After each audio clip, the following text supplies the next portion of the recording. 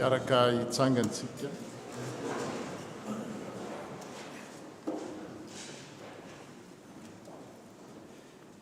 Engany tsy hisy ataontsika ho rehare afa-tsy ny azo fijalian' Jesosy Kristy tompontsika, fa tamin'ny alalan'izany azo fijaliana izany no namonjeny antsika, namelomany sy nananganany antsika. Ka ho aminareo any ny fahasoavana amampiadanana avy amin'Andriamanitra raintsika sy Jesosy Kristy tompo.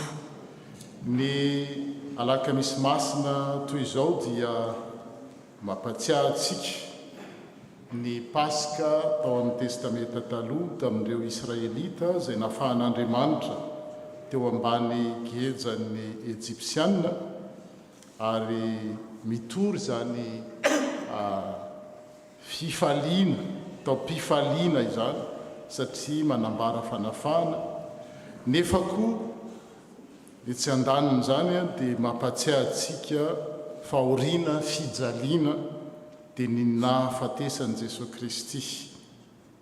Izany zavatra anankiroa azo lazaina amin'ny fanohitra fifaliana fahoriana izany no iainantsika amin'izao alakamisy masina izao. Koa dia hitantsika zany fifaliana fanafahana zany amin'ny vakiteny voalohany, ary ny zavatra mampiorokoditra dia ny ao amin'ny vakiteny faharoa izay manambara Jesosy izay ho atolotra ho vonoina. Que notre seule fierté soit la croix de notre Seigneur. En lui, nous avons le salut, la vie et la résurrection. Nous sommes sauvés et délivrés. La célébration de ce soir, ce jeudi saint, nous engage dans la Pâque du Christ. Comme lui-même l'a demandé, nous faisons mémoire de sa passion et de sa résurrection en célébrant son repas pascal, qui est devenu la Sainte Seine. Oui, comme j'ai dit en malgache, l'ambiance est un mélange de joie et de gravité. La joie est celle de la Pâque juive, des enfants d'Israël, sur le point d'être libérés de leur servitude, que nous allons lire dans la première lecture, Exode 12, d'Exode 20. Et la gravité convient en cette heure tragique où notre Seigneur Jésus va être livré. Et nous allons suivre ça dans la deuxième lecture du jour. Ndawartsika yaraka amaky miaraka ny salamo 9:10 ary aorinan'izany dia hiventy ny hira isika maniry mafy aho. Mamindra fo sy marina ny tompo, eny miantra andriamanitsika, miaro ny olona tsopo ny tompo, reraka aho dia namonjy ahy izy. Inona no ahavaliko ny tompo no ny soa rehetra nataony tamiko? Anefa ny voadiko amin'ny tompo aho. Eny eo anatrehan'ny olona rehetra, ianao no anolorako fanaty mpisaorana, ary ny anaran'ny tompo no antsoiko. Anefa ny voadiko amin'ny tompo aho, eny eo anatrehan'ny olona rehetra, dia ho akianja ny tranon'ny tompo. Eo afovoanao ry Jerosalema. Alleluia. Amen.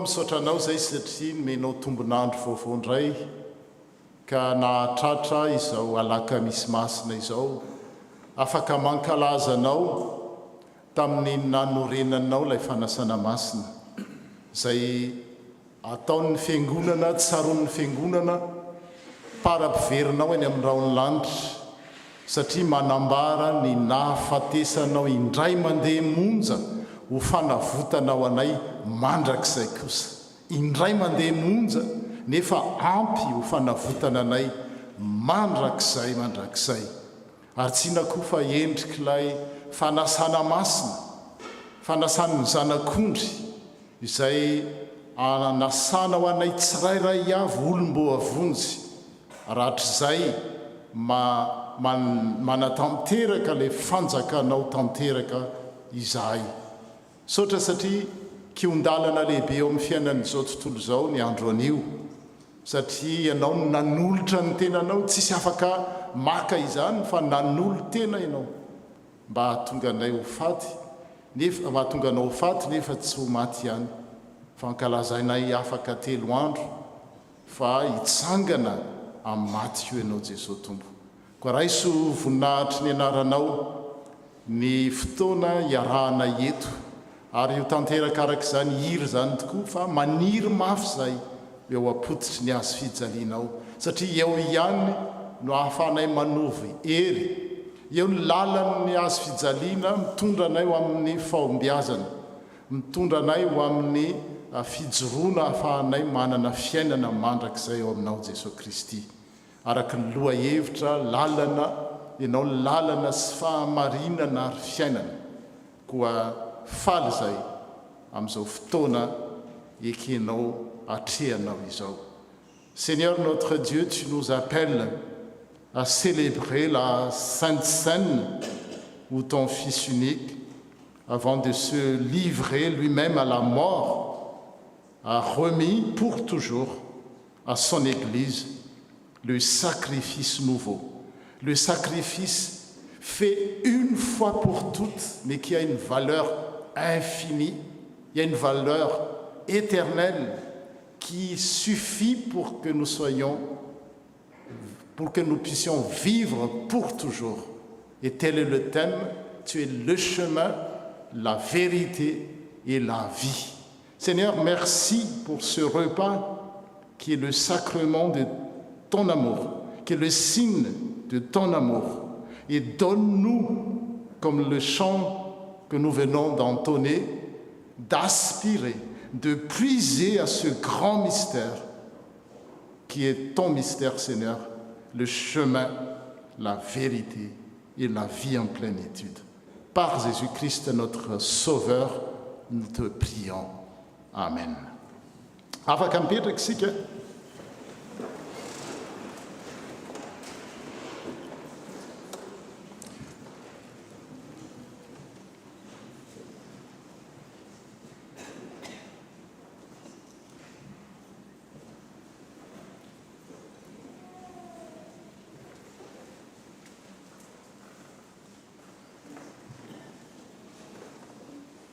Araka ny lohahevitra amin'izao alakamisy masina izao dia hoe manaraka ny lalana sy fahamarinana ary fiainana.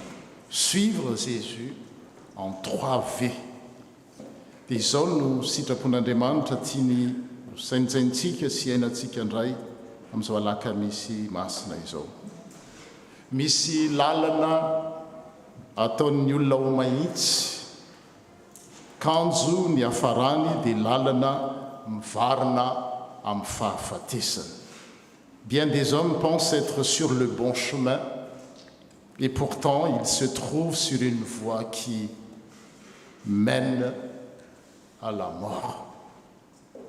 Manoloana an'izany sitrak'Andriamanitra izany dia andeha andiny tena eo anatrehan'ny tompo isika ary aorianan'izany fandinihan-teny izany dia mbola toizantsika amin'ny vavaka ary aorianan'ny vavaka dia ray redona isika ray Jehova ray mahari-po.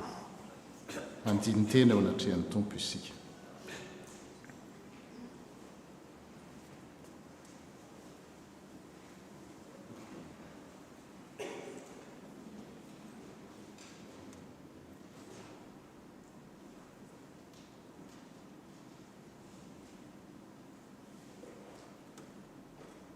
tombo misaotra anao zay satria arak'izany teny no valakina taminay teo zany dia misy tokoa lalana maro eritreretinay ho mahitsy ho mitondra amin'ny fahombiazana, mitondra amin'ny fiadanana kinanjo lalana mitondra nay varina any amin'ny fahafatesana ny akabeazana izy ireny.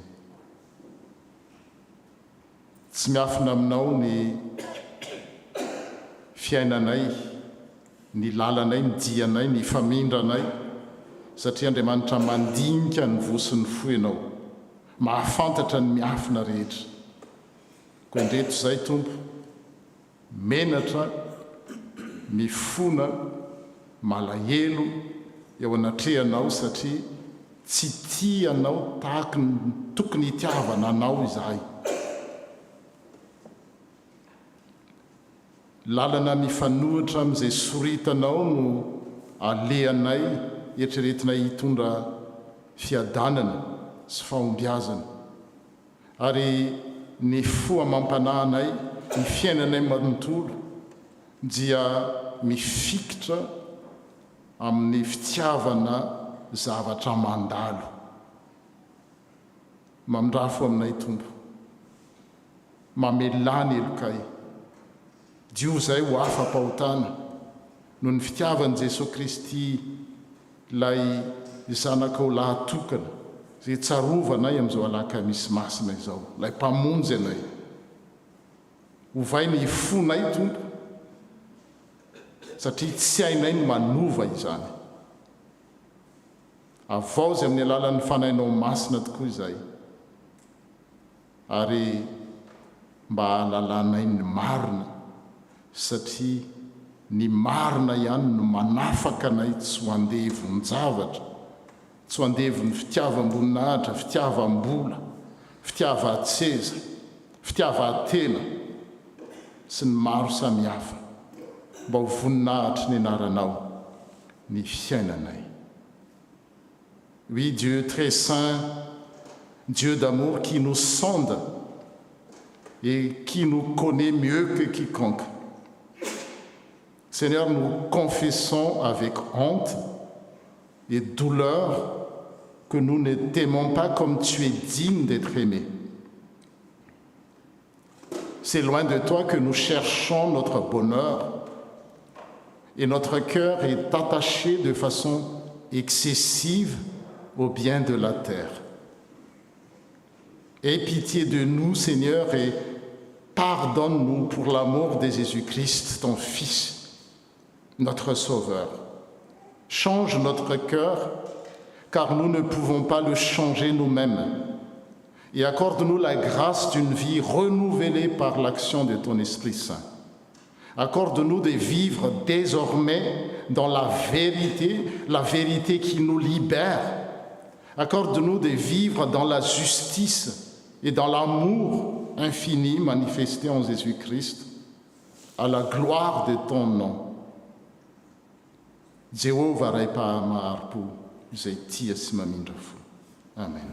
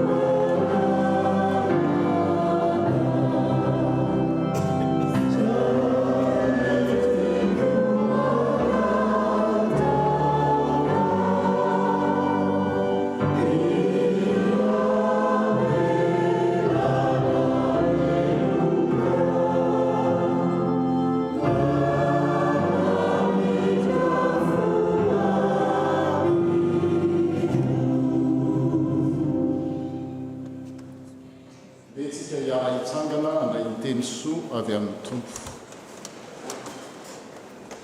avy ary hifandahatra isika hoy ny tompo na dia mena toy ny jaka aza ny fahotanareo dia ho tonga fotsy tahaka ny ora-panala izany na dia mangatrakatraka tahaka ny sily aza dia ho tonga tahaka ny volonondry fotsy voavela ny elokareo noho ny anaran'i Jesosy Kristy raha ny bebaka marina tokoa ny fona teo anatrehanareo ary amin'izao sisa izao hoe ny tompo aza mamerina izany intsony.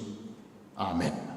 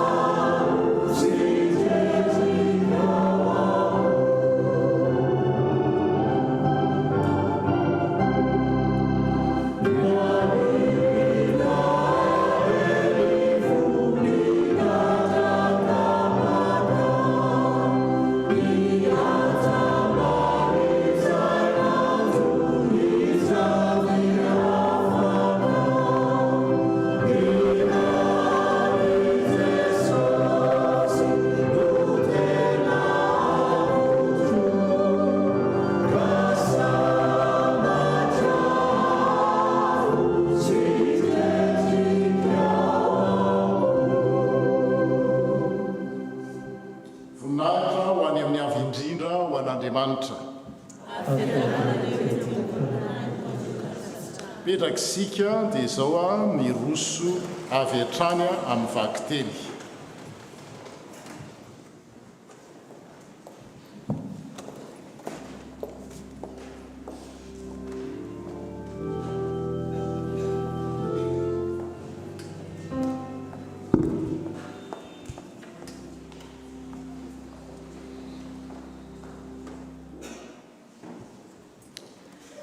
Dia mbola hiaraka hivavaka isika.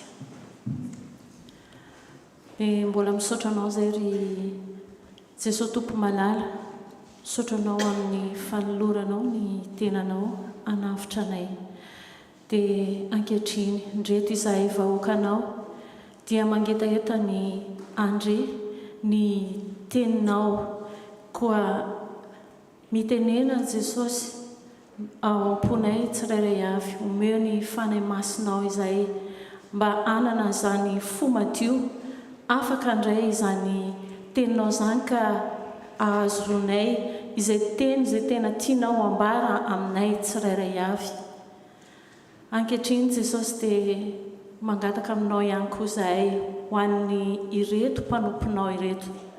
Aoka ianao no hiteny, aoka ianao no me izay teny sahazanay tsirairay avy entinay mamakivaky ny fiainanay ray manontolo.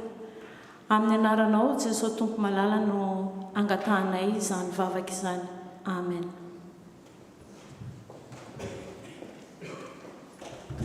Le Seigneur nous invite encore à lire et à écouter son message et à lire ensemble dans le livre de l'Exode, chapitre 12, du verset 1er au verset 14. Exode, chapitre 12, verset 1er au verset 14, que nous lisons au nom du Seigneur. L'Éternel dit à Moïse et à Aaron dans le pays d'Égypte, « Ce mois-ci sera pour vous le premier des mois.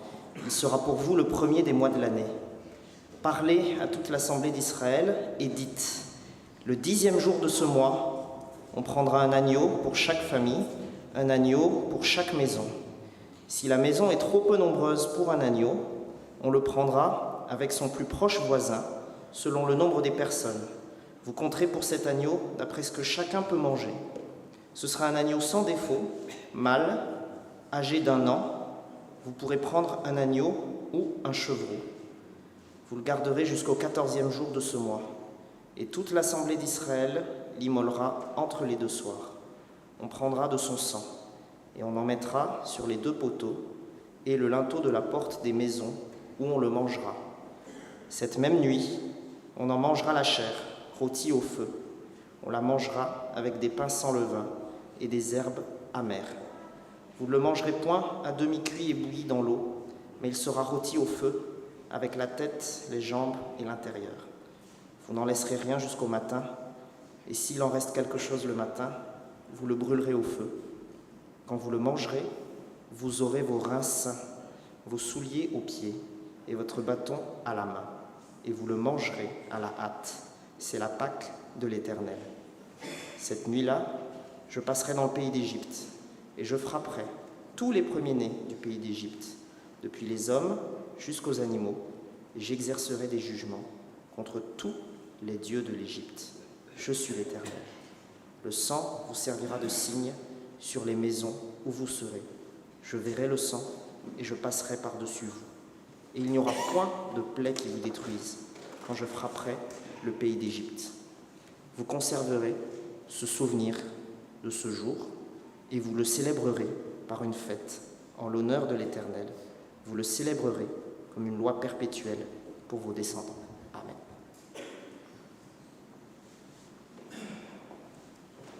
Mbola hotoizatsika ny famakinany teny izany dia hitantsika ao amin'ny Jaona 4:12 andininy 1 ka hatramin'ny 4:12. Rehefa hitantsika izany dia iarahana mamaky amin'ny anaran'ny Tompo. Aza malahelo ny fonareo, minoa an'Andriamanitra ary minoa ahy koa. Ao an-tranony raiko misy fitoerana maro, raha tsy izany dia efa nilaza taminareo aho fa andeha amboatra fitoerana ho anareo aho. Ary raha andeha amboatra fitoerana ho anareo aho dia ho avy indray ka handray anareo ho any amiko ka izay toerako no hitoeranareo koa. Ary fantatrareo koa ny lalana ho any amin'izay alehako. Hoy Tomasy taminy, Tompoko, tsy fantatray izay alehanao ka ataonay ahoana no ahafantatra ny lalana? Hoy Jesosy taminy, izaho no lalana sy fahamarinana ary fiainana, tsy misy olona mankany amin'ray afa-tsy amin'ny alalako. Raha nahafantatra ahy ianareo dia ho nahafantatra ny raiko koa, ary hatramin'izao dia mahafantatra azy ianareo sady efa nahita azy. Hoy Filipo taminy, Tompoko, aseho ianay ny ray dia ampo anay izay. Hoy Jesosy taminy, izay ela izay no efa nitoerako teto aminareo, ka tsy mbola fantatrareo ihany va aho ry Filipo? Izay nahita azy dia nahita ny ray, koa ahoana no anaovanareo hoe aseho anay ny ray? Tsy mino va ianao fa izaho ao amin'ny ray ary ny ray ato amiko? Ny teny izay lazaiko aminareo dia tsy avy amiko izany lazaiko izany, fa ny ray mitoetra ato amiko no manao ny asa. Minoa ahy fa izaho no amin'ny ray ary ny ray ato amiko, fa raha tsy izany dia minoa ahy no ny asa ihany azy. Lazaiko aminareo marina dia marina tokoa, izay minoa ahy ny asa ataoko no ataony koa, ary hanao asa lehibe noho izany aza izy, satria izaho mankany amin'ny ray. Ary na inona no angatahinareo amin'ny anarako dia ataoko izany mba hankalazana ny ray eo amin'ny zanaka. Raha mangataka zavatra amiko amin'ny anarako ianareo dia ataoko izany. Amen.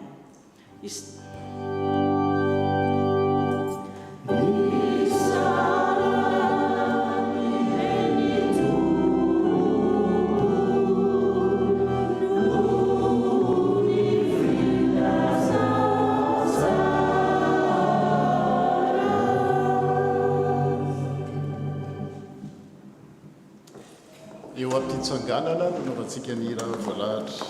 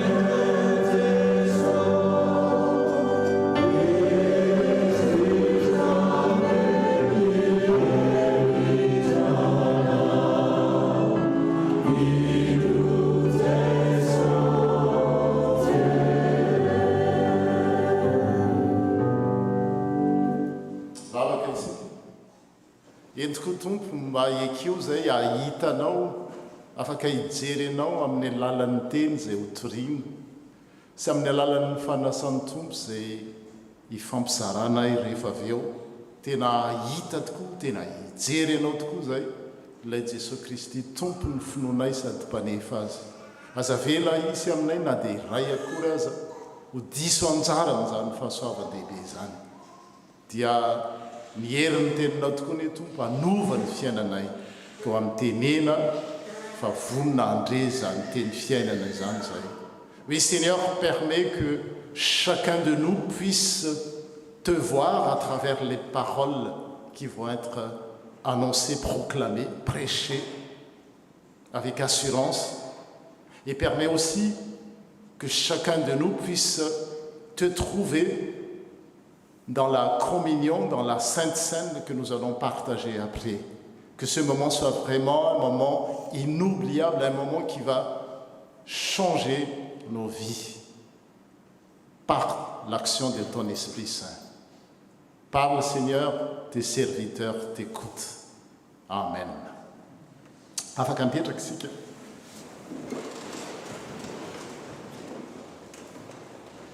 Ny lohahevitra dia hoe manaraka ny lalana sy fahamarinana ary fiainana. J'ai essayé de traduire en français suivre Jésus en 3V. Les jeunes, est-ce que ça vous dit quelque chose? Pourquoi j'ai dit 3V?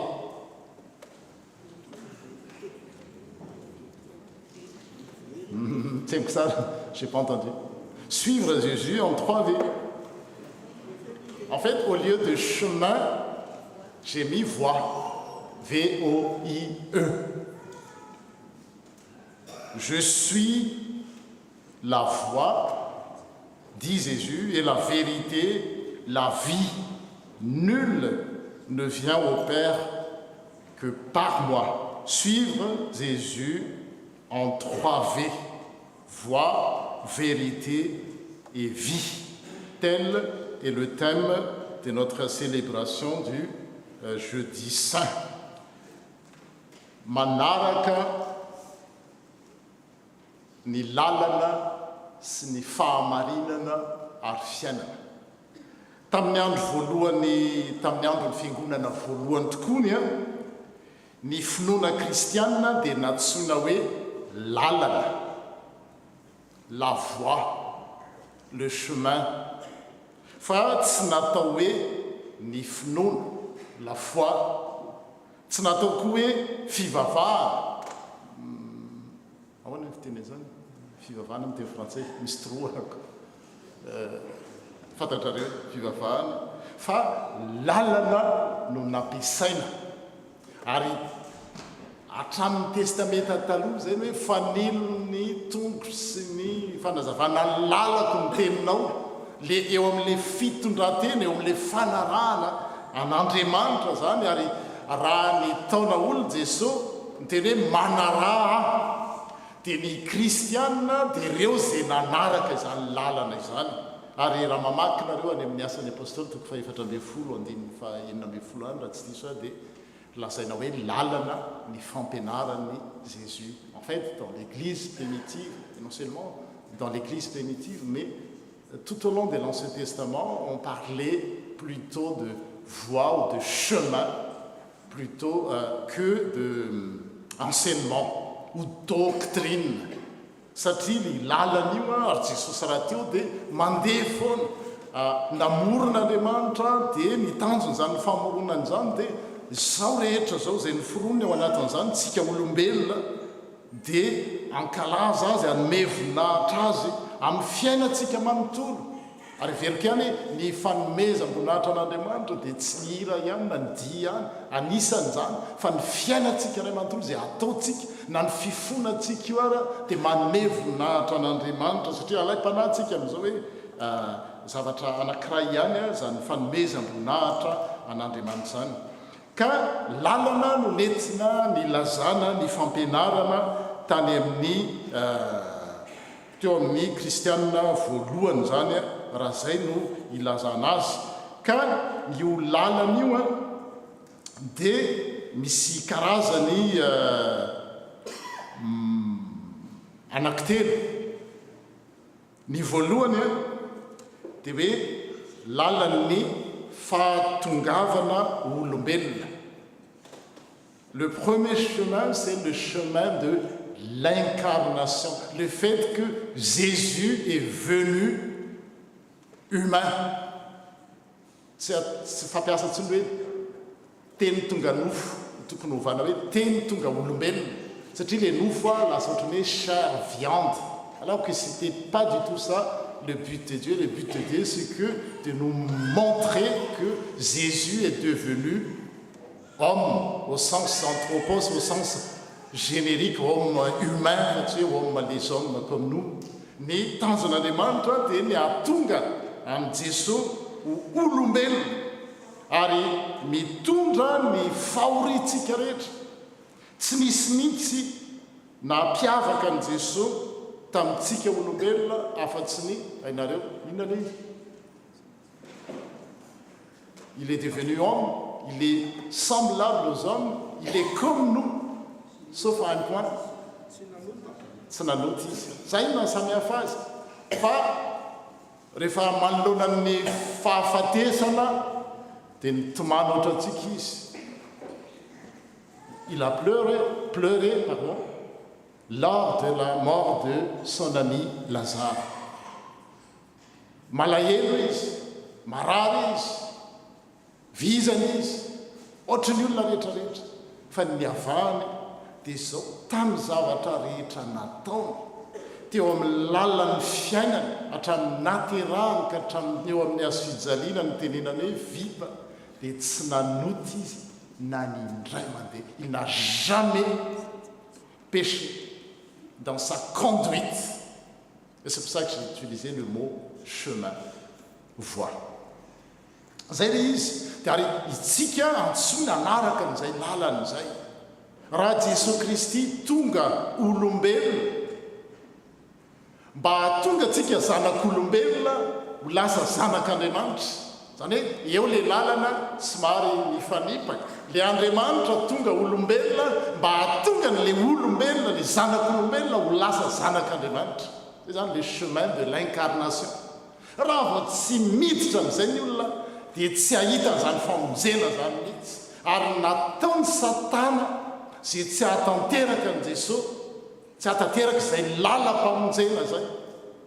Raha tadidinareo raha niteny ranona Jesosy, dia tonga Satana nakafana azy. Raha zanak'Andriamanitra marina ianao dia ataovy mofo io vato io. Fa tsy nandeha tamin'izany izy satria lalan'ny incarnation, lalam-pamonjena, dia izao tsy maintsy mandalo amin'izay fahoriana izay izy mba hahafahany mamonjy ny zanak'olombelona. Voilà le premier chemin, la première voie, c'est la voie de l'incarnation où Jésus est devenu humain pour que les humains puissent devenir enfants de Dieu. Impossible d'être sauvé sans passer par ce chemin. Zay mahatonga an'i Jesosy tsy misy makany amin'ray afa-tsy amin'ny lalako. Faharoa dia ny lalan'ny azo fijaliana, le chemin de la croix que nous célébrons pendant cette semaine sainte. On appelle ça chemin de croix. Ny mijaliany Jesosy raha tamin'ny lahaditsika nankalaza an'Andriamanitra no ny akarany Jesosy tao à Jérusalem, ny aladiny Saint-Pandroufy, c'est le dimanche des rameaux où Jésus a été acclamé comme roi. La foule tout entière acclamé Hosanna, Hosanna, le roi des Juifs. Dia nefa izay nitondra azy ho an'i Jerosalema ary izy mahalala fa ny fiakarany an'i Jerosalema dia hiafara amin'ny famonoana azy ny fahafatesany. Dia ankalazantsika nanomboka tamin'ny alatsinainy zany ary io sampana rehetrarehetra dia samy mitondra ny anjara borikiny avokoa. Tao ny omaly izao raha nomaly ihany no tsy ahivona dia ny ireo tanora sy ireo tily sy ireo sekolelady io tao aloha ny SVK sy ny sampana fifazana samy mitondra ny anjara borikiny fa raha nomaly satria mitoy le vaky teny dia milaza Jesosy fa misy mpianatra amadika azy. Izy le mpianatra amadika azy? Judas, c'est lui qui va trahir Jésus, c'est Judas. Et là, il a annoncé lors du repas pascal. Le repas pascal, c'était la Pâque juive, le signe de la résurrection. C'est pour ça qu'au début du culte, j'ai dit, le temps que nous allons vivre aujourd'hui, le moment que nous allons vivre aujourd'hui, rappelle la joie d'être libéré, la joie pascale. Le fait que Dieu, à travers Moïse, a libéré le peuple. Ça y est, c'est un tragique, c'est quelque chose de tragique aussi, parce que Jésus, il est conscient, il est bien conscient que c'est maintenant son tour. Il va être livré comme agneau pascal. Dia tonga eo amin'ny fisakafoanan'ny Pasika izy. Dia mahalala fa ny anankiray amin'ireo mpianatra ireo rehefa hanao maly hamadika azy. mpianatra ny fanerasera taminy nandritry ny telo taona miara-nina ny mantany sy zava-dozy zany zava-tratran'izany hany olona niaraka taminy teo dia namadika azy ary tsy vitan'izay hoe hamadika azy ihany Jodasy fa mbola voalaza koa hoe anda azy Petera le lokaloka hoe andahanao daholo aza ny olona rehetra andahanao daholo ary ny mpianatra rehetra namadika anao ary Jodasy za tsy mba hamadika tsy mba andao anao zany dia izay ny teny Jesosy hoe tsy haneno telo akoriny akoho dia hamadika ianao dia manoloana n'izany filazany zany dia varahotsanyireo mpianatra loziny ty anjo izy aminay reto zany satria Petera ny voalaza fa Jodasy hamadika tsy fantatra dia eo zany mety suspicieux de sao dia mba le ty ary sao dia mba John sao dia mba i Marka na iza zay le ambiansa tamin'io fotoana eo ary izay ny tenin' Jesosy hoe aza mangorohoro ny fonareo minoana Andriamanitra ary mino aiko que votre cœur ne se trouble pas croyez en Dieu et croyez aussi en moi dia mampiona nrety mpianatra reto io zany manao an'izany fisehoan-javatra zany hoe hamadika an'le mpampianatra reto mpianatra reto ao amin'ny tranony ray koa izy misy fitoerana maro ary ratsy zany dia efa laza taminareo aho fa andeha amboatra fitoerana ho anareo aho ary raha andeha amboatra fitoerana ho anareo aho dia ho avy indray andray anareo any amiko ary zay misy ano isy anareo koa ary fantatrareo koa ny lalana ho any amin'izay alehako chemin de la croix dia hoy Tomasy anankiray tamin'ireo mpianatra zay anisan'ny tena hoe le mpianatra manontany foana mametra-panontaniana foana tsy mila izy dia indraindray eritreretina hoe Tomasy dia le olona tsy mino nefa amin'ny jiosy ny zava-dehibe dia ny fahaizana mametraka fanontaniana poser des problématiques c'est pas dans les résultats dans les réponses qui est important mais c'est dans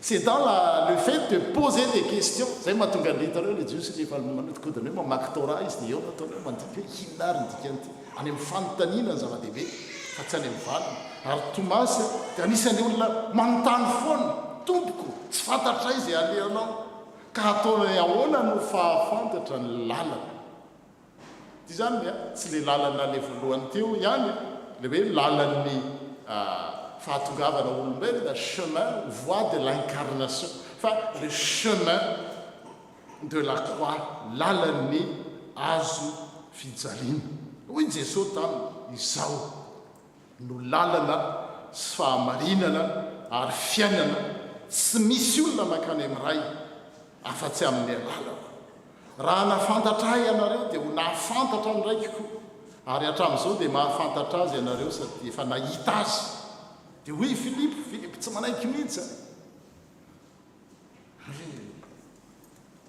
aseho anay ny ray dia ampo anay dia hoy Jesosy taminy izay elizay no efa nitoerako teto aminareo ka mbola tsy fantatra reo ihany va ry Filipo izay nahita dia nahita ny ray ka ahoana ny tenenana hoe nareo hoe aseho anay ny ray tsy mino va ianao fa izaho ao amin'ny ray ary ny ray atoaniko ny teny izay lazaiko aminareo dia tsy avy amin'ny fahefan'ny tenako no ilazako izany fa ny ray no mitoetra atoaniko no manao ny asa ny toizantsika ny toy n'le lalana teo dia izao zay zany lalana faharoa dia hoe lalan'ny azo fijaliana le chemin de la croix ary ny lalana farany fahatelo zay iainantsika amin'ny Pasika ny lahadin'ny Pasika dia ny atao hoe lalan'ny fitsanganan'ny tena maty chemin de la résurrection hitantsika amin'io fa mahagaga ny vaky teny tsy Jesosy ihany no nitsangana tamin'ny maty fa ny kristianina rehetra koa. Dia rehefa tsy mandalo amin'ireo lalan'ireo zany ianao lalan'ny fahatongavana olombelona, tonga olombelona Jesosy mba hatonga ny zanak'olombelona rehetra mino azy ho zanak'Andriamanitra. Zay le hoe le chemin croisé. C'est lalan'ny azo fijaliana, chemin de la croix, où Jésus a souffert à notre place. C'est nous qui aurions dû souffrir et mourir, mais c'est lui qui a pris toutes les condamnations pour que nous ne puissions plus jamais condamner. Il a été abandonné pour que nous ne puissions plus jamais abandonner. Zay ny filazantsara tena manafaka. Ary teo amin'ny asijariana izy dia niteny hoe vita. Mamaky ny Kolosiana 4 any ianareo dia ahita hoe teo amin'ny asijaliana dia nomboany ny didy miapanga. La loi qui nous, parce que la loi nous accuse. La loi qui dit aime Dieu de tout ton cœur. Et qui d'entre nous peut dire que nous aimons Dieu de tout notre cœur? Et ça nous accuse. Aime ton prochain comme toi-même. Qui parmi vous peut dire qu'on aime vraiment peut-être notre épouse ou notre époux? Quoique, pas souvent.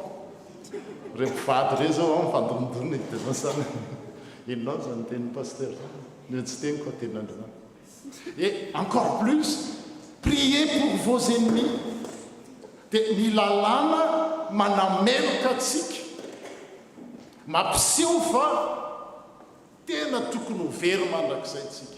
Fa teo amin'ny asijaliana ny didy, vakinge Colossiens 4, vous lisez à la maison, Colossiens 2, il a crucifié à la croix les préceptes qui nous condamnaient.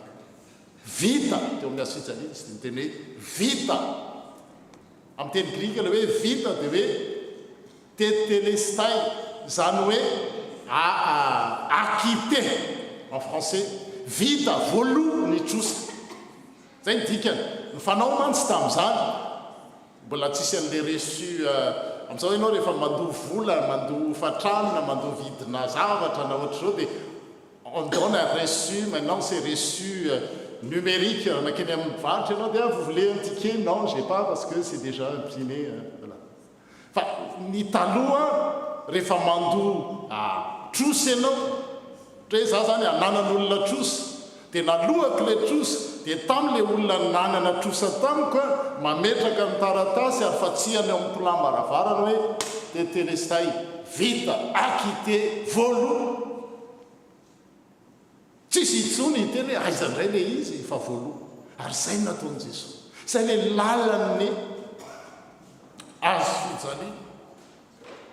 Andrasantsika amin'ny lahady, amin'izay tsika tonga indray amin'ny lahady fa misy amin'irety mantsy sao mety tsy hoe amin'ny lahady. Enoy amin'ny any, heureusement qu'on a nos jeunes qui s'occupent, on peut suivre. C'est le chemin de la résurrection. Na tonga olombelona ary Jesosy ahatonga antsika ho zanak'Andriamanitra, na mandeha amin'ny lalan'ny azo fijaliana ary tsika. Isika ny tokony ho faty, izy ny velona teo amin'ny toerantsika. Izy no kapohana, ny diakapoka tamin'ny nasitrananatsika. Dia izao mbola mitondra ho any amin'ny lalan'ny fitsanganany tena amin'ny maty. Dia amin'ny lahady jerentsika zany. Manahoana zany tsanganan'ny Kristy tamin'ny maty zany. Ary inona ny vokatra zany eo amin'ny kristiana. Avy eo misy farany lalan'ny chemin de la gloire. Lalan'ny makany amin'ny voninahitra. Rehefa miala eto mantsika, ary io indraindray adinitsika kristiana. Rehefa miala eto isika catéchumène dia manana zay misy 6 colonnes, misy Avant la création, il n'y avait que Dieu. À la création, Dieu a créé toutes choses bonnes. Il y avait la chute à cause des désobéissances d'Adam et Ève. Et après, il y a le salut en Jésus-Christ, il y a la vie de reconnaissance, il y a la glorification, c'est-à-dire que quand nous quittons cette terre, nous allons être glorifiés dans ce sens où nous allons être transformés à l'image de Jésus-Christ, parfait, ni tache, sans tache ni ride. C'est une bien de titre. Chemin de la gloire. Fa mazana am'izao nitorina dia zao maika ny olona ho any amin'ny la gloire, voninahitra. Manome voninahitra an'Andriamanitra. Nefa tsy mandalo amin'ny lalan'ny fahatongavana ho nofo, lalan'ny azo fijaliana, lalan'ny fitsanganan'ny tena maro. Zay vao misy ny lalan'ny glorification, chemin de la glorification. Notre corps mortel va être transformé, glorifié à un corps immortel. La corruption, le corps corruptible va être changé à un corps incorruptible. C'est là ce que nous attendons. Et c'est là que la Sainte Seine rappelle aussi qu'à un moment, nous allons communier avec Christ dans un corps parfait. Waouh! Zay zany ry havana no amin'izao alaka misy masina zao. Nanorenan'i Jesosy an'io fanasany tompo io zay isaky ny fandraisantsika dia mankalaza amin'izay hoe maty Jesosy Kristy indray mandeha monjy.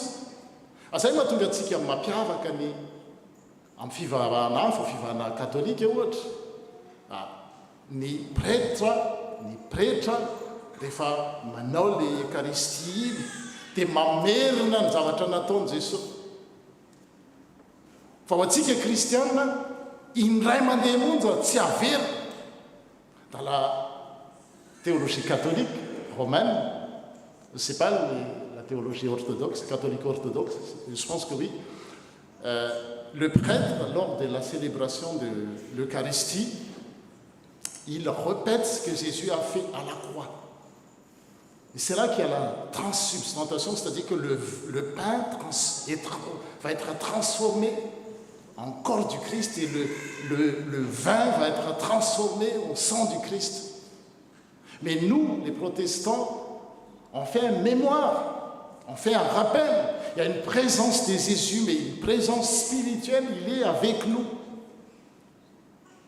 Mais il n'y a pas de transsubstantiation. On répète plus ce que Jésus a fait parce que c'est accompli une fois pour toutes. Et qu'il y a une valeur, j'ai dit, encore une fois, une valeur infinie qui suffit pour notre salut. Si maintenant pitsony isika, tsisy ninina ntsony ataontsika mba hatonga atsika ho voavonjy, izy efa miteny vita, tout est accompli. Parce que c'est lui qui a cheminé tous ces chemins. L'incarnation, la croix, la résurrection et puis la glorification. Il est glorifié. Juste pour vous dire, je vais vous donner un avant-goût de ce qu'on appelle la résurrection. Quand Jésus est venu voir ses disciples, il a transpercé, comment dire ça? Il est passé à travers le mur. Il a pu se présenter à plusieurs endroits. C'est ça ce qu'on appelle la transformation. New vision, transfiguration. Taditsika tamin'ny toroten'ny farany reo mpianatra anankitelo reo mety ny teny tendrombohitra dia nasehony, mais ny avant-goût, mais ny aperçu, mais ny bande-annonce kely hoe voilà ce que vous allez vivre un jour quand vous allez quitter cette terre. Le corps du Christ a transfiguré. Il n'y a pas que Jésus-Christ qui va être transfiguré, mais nous tous, en tant que chrétiens, quand nous quittons cette terre, nous allons être semblables à notre Seigneur. Voilà ce qui nous attend. Mais il ne faut pas faire comme d'autres chrétiens, d'autres églises. Oh, mais la gloire, la gloire, la gloire, la gloire. Et même pendant des cultes, on ne fait que glorifier. Pardon. Il y a le chemin de la croix. Il y a l'incarnation. Il y a la résurrection. Puis il y a la glorification. À Dieu seul soit la gloire. C'est à nous de nous approprier. Antsaratsika no miditra amin'izany lalan'ny famonjena izany. Ny vérité, satria 3 V, c'est bien ça, voix. Moi, j'ai parlé que voix. Mais je remets à dimanche, la deuxième, c'est la vérité. La vérité, pourquoi c'est la vérité? Parce que Jésus a dit, il va être crucifié, mais le troisième jour, il va ressusciter. C'est-à-dire qu'il est la vérité. Tout ce qu'il dit, le fait. Zay rehetra nambara atao amin'ny soratra masina, il l'a fait, il est la vérité. Et la vie, c'est quand il sera ressuscité. Nous allons célébrer la vie. Parce que Dieu, ce qui rend fou, moi j'utilise un peu le terme de Dieu, c'est vraiment la vie. Notre vie est chère pour Dieu. Notre vie, notre existence est importante. Des fois, on ne se rend même pas compte. La vie, notre vie, est importante pour Dieu. Raison pour laquelle il a laissé mourir son Fils pour que nous puissions vivre.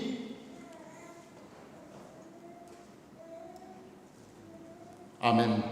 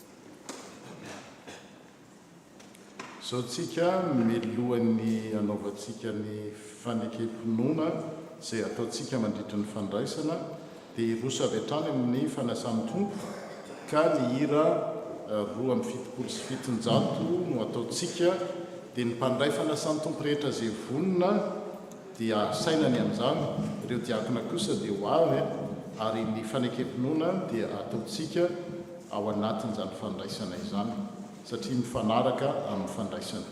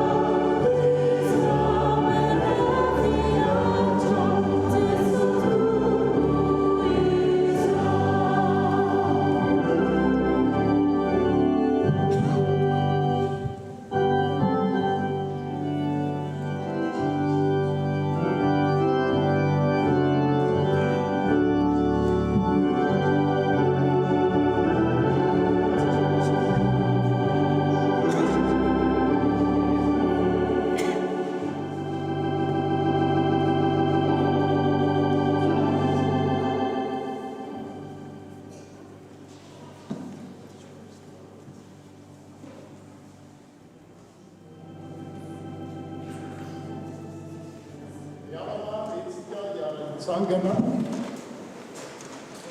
ho aminareoany ny fiadanan'ny tompo izara fiadanana isika amin'ny akavanana sy ny akaviantsika.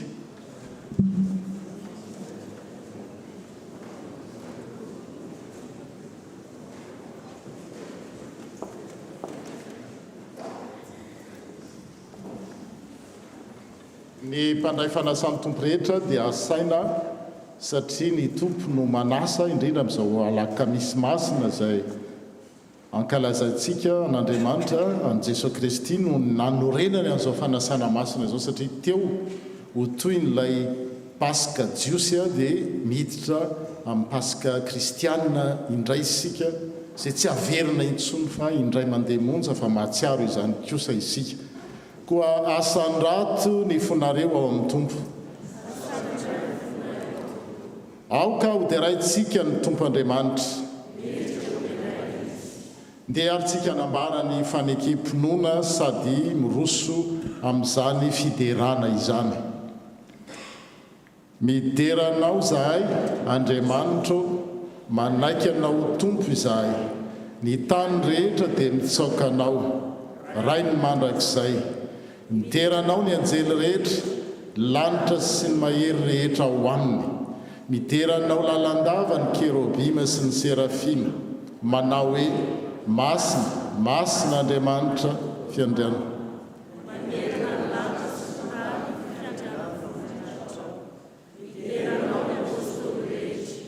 Mideranao ny mpaminany rehetra, mideranao ny martyra rehetra, ny fiangonana eran'izao tontolo izao manaiky anao, ho ray manam-piandrianana tsy hita fetra. Sy ny zanaka ilay tokana be voninahitra ary ny fanahy masina mpampionana ny fo. Ianao ny mpanjaka ny voninahitra ry Jesosy Kristy o, ianao ny zanaky ny ray, zanany mandrakizay. Raha nanolo tena hamonjy ny olona ianao dia tsy nilavinao ny ateraky ny virjina. Rehefa nandresy ny herin'ny fahafatesana ianao dia novahanao ny fanjakan'ny lanitra mba hijirany mino rehetra. Mipetraka eo an-tanana ankavanan'Andriamanitra ianao ao amin'ny voninahitra ny ray. Mino izahay fa ho avy ianao mitsaranay. Isan'andro dia mankalaza anao izahay ary mioby ny anaranao izahay mandrakizay. Amen. Masina, masina.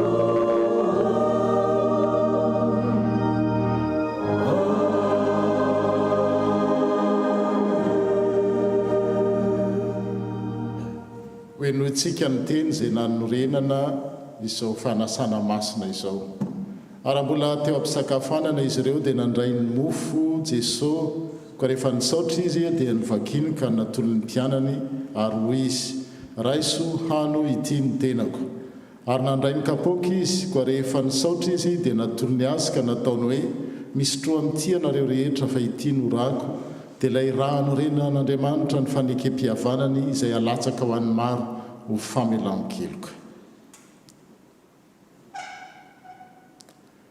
Ho fahatsiarovana ny nahatongavany Jesosy olona le chemin de l'incarnation, ny jaliny chemin de la croix, ary ny fiakarany amboninahitra ao amin'Andriamanitra chemin de la gloire, dia andre tonokalo isika isainitsainantsika ary eo arinany zany dia atsiaro n'ilay zanak'ondry izay nijaly isika.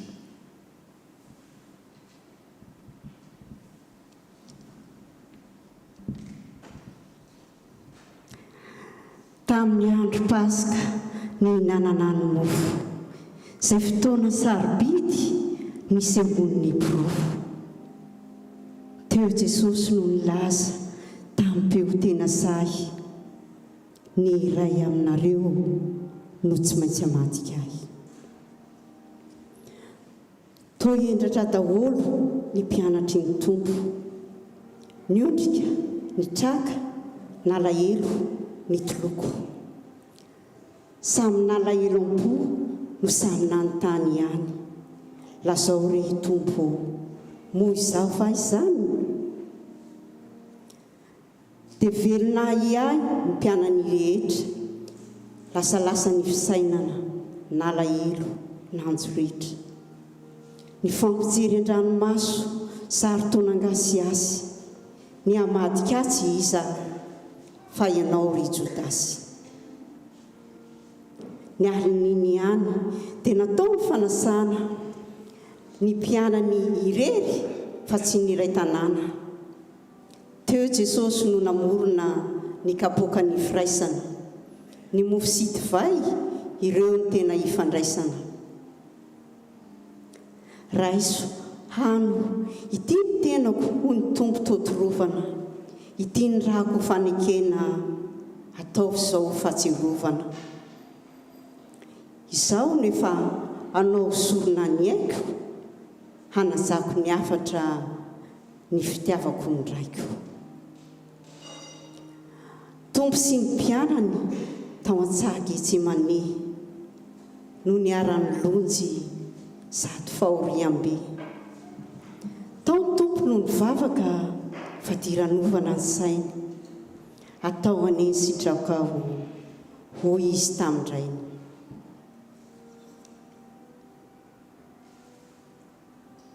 Tsarony eto indray ilay Getsemane, tao ny dinitry ny raha no nitete, nitondrana ny ady sy fahoriana lehibe, na ny hon'ny tompo ilay fitiavan-dehibe.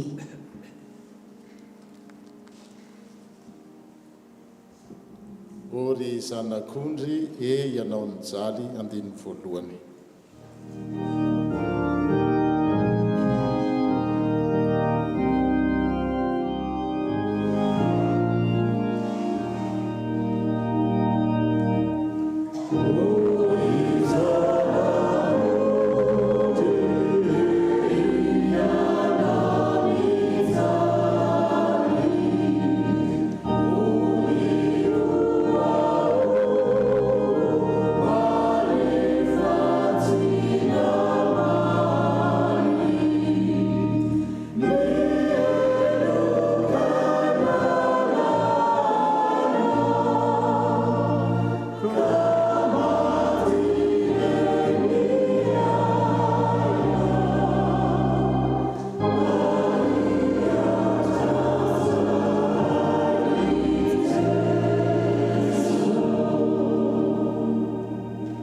Vavaka isika angataka ny fanahy masina.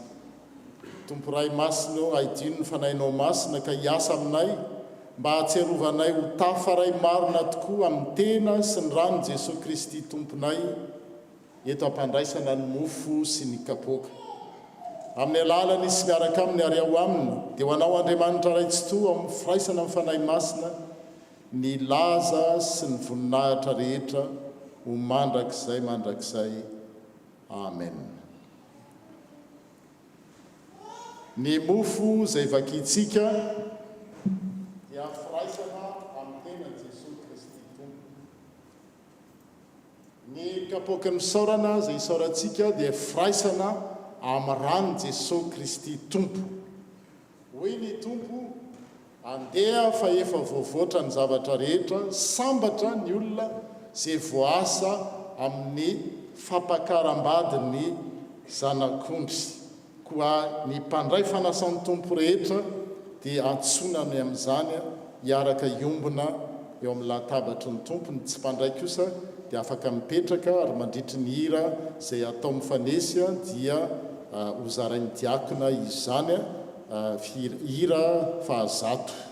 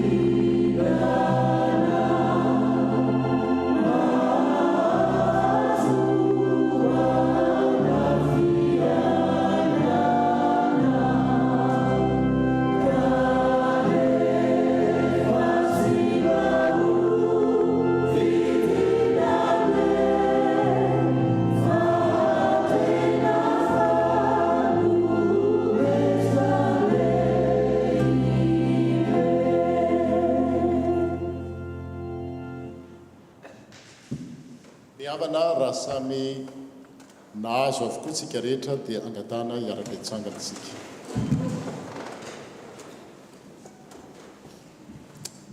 Hoy Jesosy Kristy, ity no tenako raiso hano.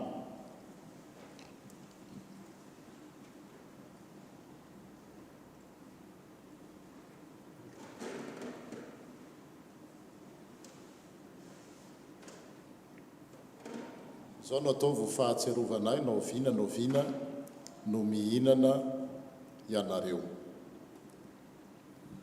Ary toy izany koa, hoy Jesosy Kristy, ity ny rako dia ny amin'ilay fanekena vaovao izay alatsaka ao amin'ny rehetra ho famelan-keloka, ataovy izao ho fahatserovana naoviana no misotro ianareo.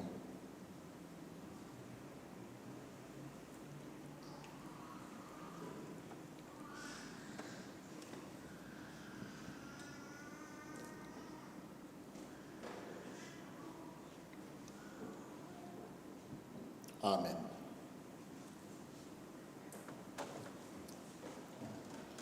Izao no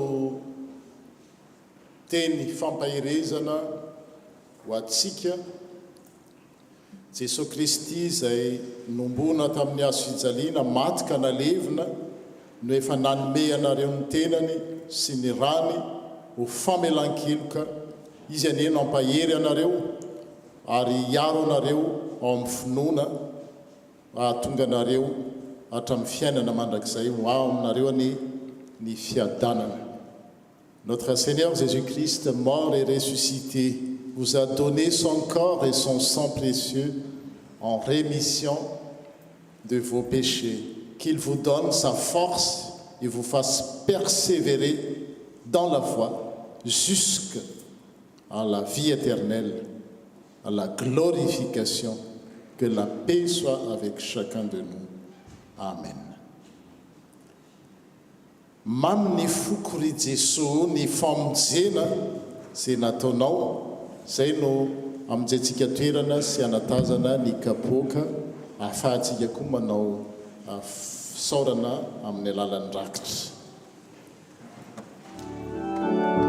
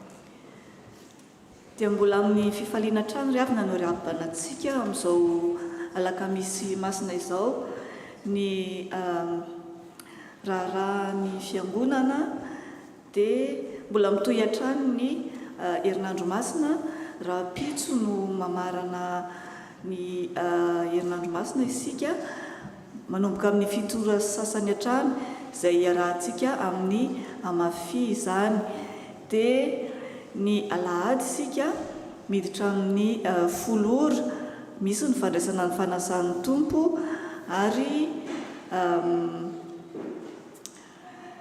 misy ny vokatra tiako tenenina zany a misy ilay valopy hozaraina ery ampidirana anatanterantsika ny fanatitra zay ho ataontsika amin'ny alahady dia ny alatsinain'ny paska misy ny fitsangatsanganana izay tanterahana any Val de l'Arc any Aix-en-Provence manomboka amin'ny 1 ny fahatongavantsika any mangataka amin'ny tompo isika mba ho tsara ny andro raha tena hoe tsy tsara ny andro dia efa tonga zany sika dia efa miomana fa mety hofoanana ilay fitsangatsanganana satria tsy isy azo ialofa na ny atoerana fa efa fantatsika zany zay raha tsara ny andro dia misy foana ilay izy ny manaraka izay dia efa nanomboka tamin'ny alahady teo misy ny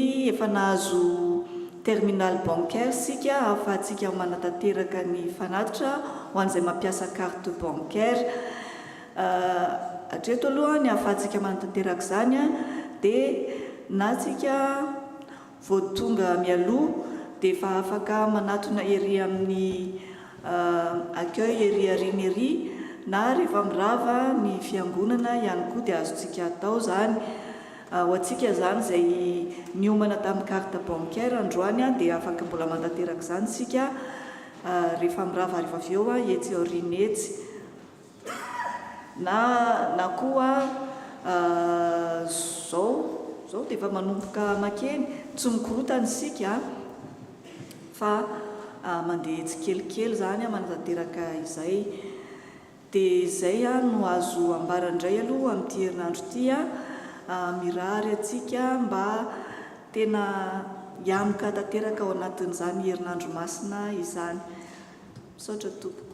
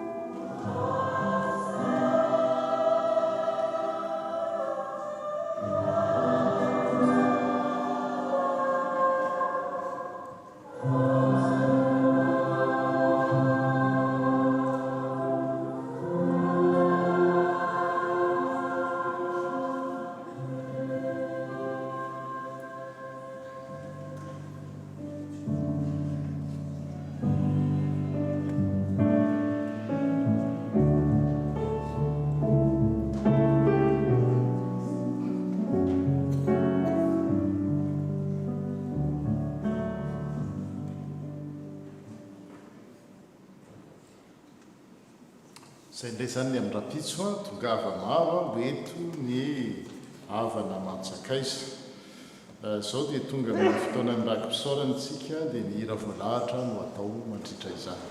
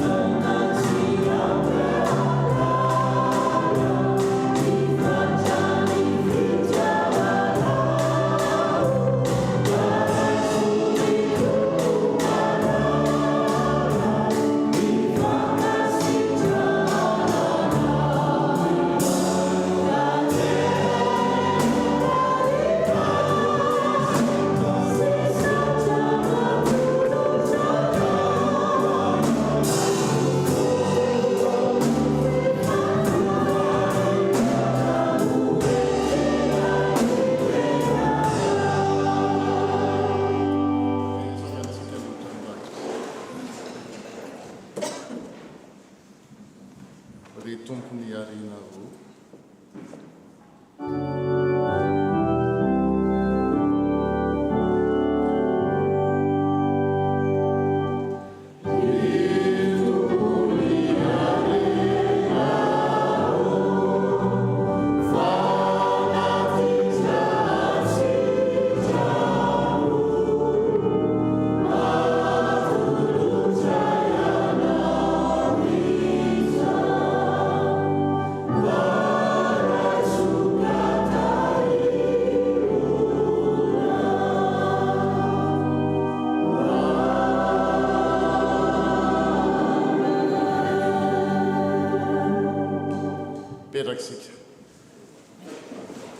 Melohan'ny andraisana ny avatra sy ny tsodrano dia hitondram-bavaka, hifampitondram-bavaka isika.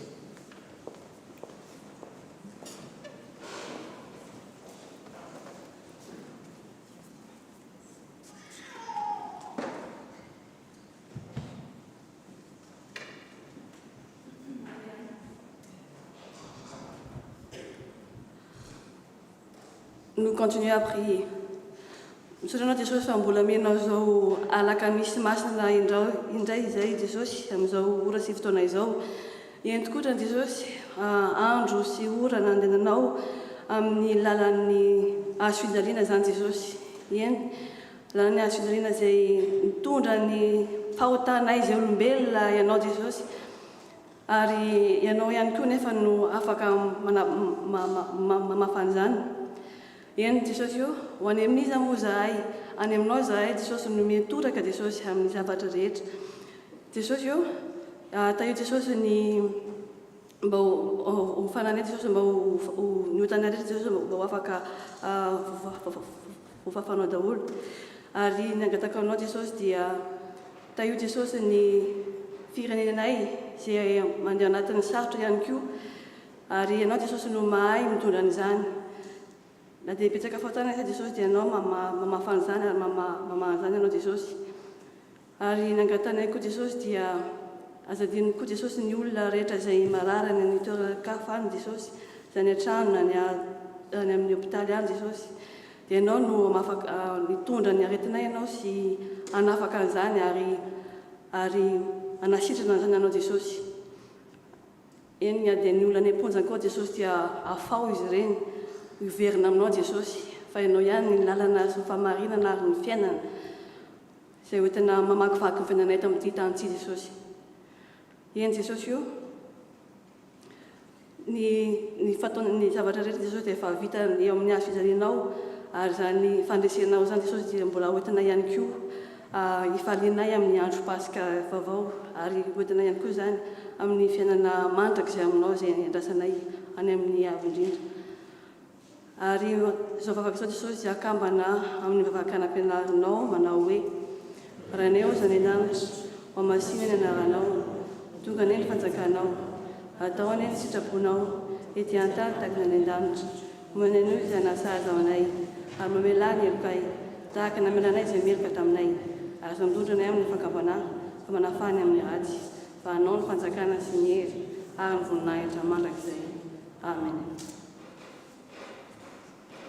Amarana ny fotoantsika efa mitsifefany zao aoka tsika mba hifanampy zany raha sendra satria efa mety hidy ny métro dia mba sy tsy manana tsisy manaritra zany dia mba mifampitondry tsika. Manana toerana roa zay ho an'ireo zay mila aterina dia tsy haiko zay manana koa mba tsarotsika zany ny solidaire dans les actes. Satria miara-miombona na mpiombonin'ny tompo latabatra dia mba miaraka miombona fiara koa tsika raha misy zany. Nisy taona atao mahita tanora, mahita olona mandeha tongotra maizinany nefa mitoerana malalaka, hitako hoe fotoana toy izao indrindra no iombonantsika. Hitsangana eo am-pitsanganana no anaovantsika ny andininy voalohany amin'ny 5 sy 7 mialohan'ny afatra sy ny tsodrano.